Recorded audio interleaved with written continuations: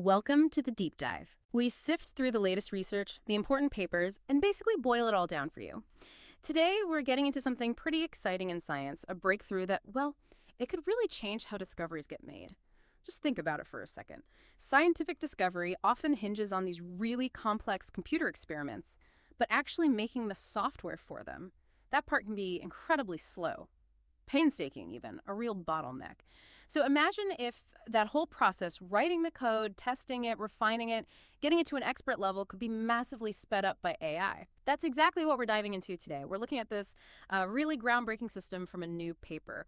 Our mission for you is to unpack how it works, look at the amazing, sometimes surprising things it's already done across different sciences, and think about what it means for speeding up science itself.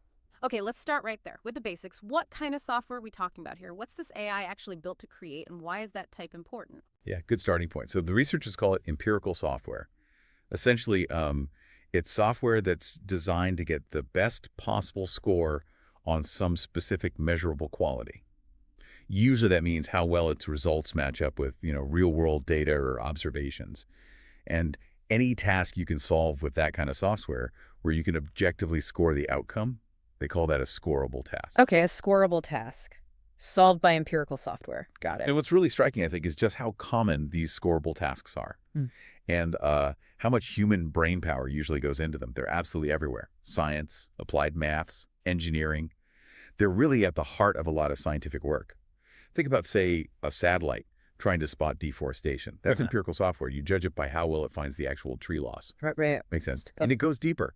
Several Nobel Prizes in chemistry, actually, were built on this kind of software, like density functional theory back in '98, molecular dynamics simulations in 2013, even the 2024 prize for predicting protein structures. These are all areas where scientists develop code, tweak it, improve it, and judge it based on, well, measurable performance. So it's not just some, obscure corner of coding. It sounds fundamental to how research actually happens in many fields, given how important these tasks are and how much effort usually goes in. What makes this AI system different? Why hasn't this been cracked before? Yeah, that hits the core problem. Making this domain-specific empirical software, it's always been slow, hard work, really tedious sometimes. Historically, it's relied a lot on human intuition, maybe some trial and error, which means you can only explore so many options. Realistically, it limits things. This AI system, though, it tries to smash through that bottleneck. It's different because it blends this flexible way of generating code with a really systematic, intelligent search strategy. It pushes past what humans can typically explore. Okay, so it finds a scorable task, knows the goal. Then the interesting part starts. How does it actually do it? How does it write and improve code like an expert? What's the mechanism? Well, at its core, it's this really clever partnership between large language models, LLMs, and something called tree search. LLMs and tree search. Okay. So first, the LLM. It doesn't just write the code once and stop. It keeps rewriting it, refining it, iterating on it, constantly trying to push that quality score higher. Think of it like as a super persistent creative coder, always looking for a better way. Okay, constantly refining. But how does it know which refinements are good? It can't just be random guessing, right? Exactly. That's where the tree search, or TS, comes in. So imagine the LLM suggests tons of possible code changes, like paths branching out in a huge forest of potential solutions. Tree search acts like a really smart guide in that forest. It systematically figures out which of those paths, which candidate code versions, are actually worth exploring further. It intelligently navigates that massive space of possibilities. It learns from what worked, what didn't, and focuses the search. Ah, okay. So the LM suggests directions, and tree search picks the best routes to explore more deeply, like finding the fastest way out of a maze. That's a great analogy, yeah. The LLM generates the ideas, the possibilities, and tree search efficiently guides the exploration towards the best solutions. That makes a lot of sense. It's a guided strategic search, not just blind generation. Precisely. And it gets even smarter. They have this concept called research idea integration. Okay. The system doesn't just work on its own. It can actually pull in research ideas from outside sources. We're talking highly cited papers, textbooks, even just querying search engines. Really? So it can read the literature, basically? Fed summaries of it, yeah. It can even use ideas generated by other AIs, like these advanced research models. This external knowledge acts like powerful hints or proven concepts that help the LLM write much more effective, sometimes quite novel code. And this whole combination, the LLM rewriting, the smart tree search navigation, plus integrating existing research, that's what lets it achieve what they call superhuman performance. You can just search exhaustively, tirelessly, on a scale humans can't match, finding really high-quality solutions we might just miss because there are too many possibilities to check manually. So it's kind of like having this incredibly well-read researcher fused with a brilliant, relentless coding assistant, both laser-focused on finding the absolute best code. It's a pretty way to put it. It's a powerful combination. And you said this isn't just theory anymore. It's actually been put to work and gotten some, frankly, astonishing results across different fields. Let's look at some examples. Which ones really jump out? Oh, definitely. The impact is already clear. Let's start with bioinformatics. Specifically, analyzing data from single-cell RNA sequencing. The big problem there is dealing with data from different experiments, or batches they call it, removing batch effects, without messing up the real biological signals. It's crucial for huge projects like the Human Cell Atlas, and, get this, there are nearly 300 different tools humans have already developed for this exact problem. 300 tools. Okay, so a crowded field. What did the AI do? It discovered 40 completely new methods. 40. And these new methods outperformed the best existing human-developed ones on a public leaderboard benchmark. 40 novel methods. That's staggering. It is. And the standout detail, its top method got a 14% overall improvement compared to the best published one. And it did this by finding a really clever way to combine two existing well-known approaches. The tree search found this optimal blend that humans hadn't quite landed on. A 14% gain when there are already 300 tools. That suggests it's not just tweaking things, it's finding genuinely new combinations or strategies. Incredible. Where else has it been applied? Okay, let's jump to public health. It tackled predicting COVID-19 hospitalizations in the U.S. weeks in advance for every state and territory. The benchmark here was the CDC's own official system, the COVID Hub Ensemble, which is very sophisticated. A tough challenge, definitely. And the AI generated 14 different strategies that beat the official ensemble. 14 that were better. How? A key thing was what they called synergistic hybridization. Yeah. Basically, mixing simple, robust models, like ones based on past patterns, with more complex methods. It found ways to combine them so the result was stronger than either alone. It also came up with totally new approaches. One used counterfactual simulation, running lots of what-if scenarios to gauge uncertainty. Another used spatiotemporal graph neural networks to actually model how an outbreak in one state might affect its neighbors, thinking about the connections. That's really smart. Moving beyond just looking at each state individually, that could provide much better data for planning. Okay, from biology and public health, what about something visual, like satellite images? You got it. Geospatial analysis. Specifically, remote sensing image segmentation. That means telling a computer what every single pixel in a satellite photo is: road, building, forest, water, whatever. Super important for tracking environmental changes or responding to disasters. And tricky, I imagine, given how varied those images can be. Exactly. Visual complexity is a huge challenge. The AI came up with solutions that significantly beat the published academic results on a standard benchmark test. It reached an accuracy level, they measure it with something called mean intersection over union, or MIOU above 0.80, which is really strong. How did it manage that? Well, the core was built on standard deep learning models people already use, like UNet. But the AI enhanced them using really powerful pre-trained encoders, think of them as expert image recognizers, and used a technique called test time augmentation extensively. Oh, augmentation. Yeah, it's like during the prediction phase, you show the AI slightly altered versions of the same image rotated, flipped, maybe slightly different brightness, and average the results. It helps smooth out errors and makes the final map much more accurate. Clever. So improving on standard tools with smart additions. Okay, mapping the Earth. And then it went inside the brain. Yeah, pretty much. To neuroscience. Predicting brain activity in larval zebrafish.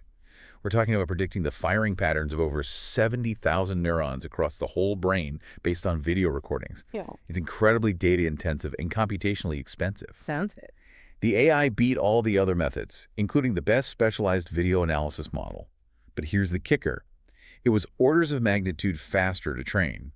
Less than 2 hours on one standard GPU, compared to something like 36 hours on 16 high-end GPUs for the video model. Oh, faster and better. How? What was really fascinating was that it successfully explored adding actual biological physics into the model. It used a library to simulate how neurons actually fire based on biophysical principles, like the classic Hodgkin-Huxley model. So the predictions weren't just pattern matching. They had some grounding in biological mechanisms. That's a massive leap. Faster, better, and potentially more biologically realistic. Huge for neuroscience. Okay, this thing is incredibly versatile. What else? Did it tackle more abstract problems like pure math? It did. But hang on. First, let's quickly mention general-purpose time series forecasting. This is about predicting future values in sequences of data over time. The test involved 28 different data sets, stock prices, weather patterns, sales figures, all sorts of things, different frequencies, including really hard zero-shot tasks where it had never seen that specific type of data before. Always a tough nut to crack, general time series. Totally. And the AI didn't just edge out the competition. It actually built its own general-purpose forecasting library from scratch, just using basic Python tools. And that library outperformed standard methods like ARIMA, deep learning models, even big foundation model. It built its own library. Yep. A unified library that works by breaking down the time series into components like the underlying level, the trend, seasonal patterns, effects of dates, and then correcting the leftover errors. It figures out the best strategy for each series using some preset configurations. Basically, it taught itself to be a great general forecaster. Amazing. Okay, now the math stuff. Right. Numerical analysis, tackling really difficult mathematical integrals. These are integrals where standard computer algorithms, like the one in the popular SciPy library, scipy.integrate_squad, often struggle or just fail completely. Maybe they don't converge, miss key features, or lose precision. Okay, so integrals that trip up the standard tools. Exactly. The AI developed a general method that proves superior to that standard SciPy function. On a set of 19 really tricky integrals where the standard library failed, the AI's method got 17 of them right. 17 out of 19 failures. How? What was its trick? What's cool is how it did it. The code it evolved learned to break the infinite integration range into smaller, manageable pieces. And then, for the tricky tail going off to infinity, it applied something called Euler's transformation. Euler's transformation. Yeah, it's a known, quite powerful mathematical technique for speeding up the convergence of infinite series. It helps get a really accurate estimate of the integral's true value much faster. The AI rediscovered or reapplied this advanced technique in a novel way. Wow, that really makes you think, doesn't it? Yeah. Like you said, what other hidden solutions are out there in fields we thought were basically solved or optimized? Exactly. That's one of the big takeaways. It raises the question of how many assumptions we've made about optimal solutions just because exploring further was too hard for humans. So let's zoom out again. We've seen these incredible, diverse examples. What does this all add up to? What's the big picture impact on how science gets done? Well, I think the implications are genuinely profound. First off, speed. This system just drastically cuts down the time it takes to go from a research idea to working optimized software. We're talking weeks or months potentially shrinking down to hours or days. That alone is huge. It is. But it's more than just speed. It allows for this incredibly broad, exhaustive search for solutions, tirelessly exploring possibilities on a scale that's just unprecedented. It makes finding those needle-in-a-haystack breakthroughs much more likely. Finding things humans might just never stumble upon. Precisely. And another key point, unlike a lot of AI, which is super specialized, this thing shows general problem-solving ability. It's not just a bioinformatics tool or a forecasting tool. It worked across neuroscience, geospatial, numerical analysis, diverse domains. So it's adaptable. Very. And that makes it different from, say, older approaches like genetic programming, which often involves more random changes. Here, the LLM makes more intelligent, context-aware changes. Yep. It's also broader than things like generative programming, which often use fixed templates, or even AutoML, which usually focuses just on the machine learning pipeline itself. This AI can rewrite all sorts of scientific code. Right, from data cleaning to the final simulation. Exactly. And what this really means, I think, is it starts to change the role of the human scientist. It frees you up, frees you from the often tedious slog of coding and debugging and optimizing, so you can focus more on the higher level stuff. Generating the hypotheses, interpreting the really complex results, asking the next big questions, pushing the conceptual boundaries. Letting the AI handle the heavy lifting of implementation. You got it. So the bottom line seems clear. For any scientific field where progress depends on software whose success can be scored by a machine, we could be on the verge of a massive acceleration, a real step change, maybe even a paradigm shift. That's a really compelling vision. It's not just doing the same science faster. It might actually enable new kinds of science, tackling problems that were just too complex or laborious before, and freeing up human minds for more creative work. So, just a recap for everyone listening. We've explored this incredible AI system, this blend of large language models and tree search that can automatically write and perfect expert level scientific software. We saw how it's already achieved standout results, beating human experts and benchmarks in fields ranging from bioinformatics and public health forecasting, all the way to mapping the Earth, understanding the brain, general forecasting, and even pure mathematics. It's like potential shortcut to discovery across the board. Which leaves us with a pretty big thought to chew on. If you remove that huge bottleneck of actually creating the software, what happens next? What really complex problems, maybe ones we couldn't even properly score before, could we finally tackle with all that freed up human ingenuity? What new scientific frontiers might open up when we can develop and test scientific ideas coded into software at machine speed? What does discovery even look like then? Something to think about until our next deep dive.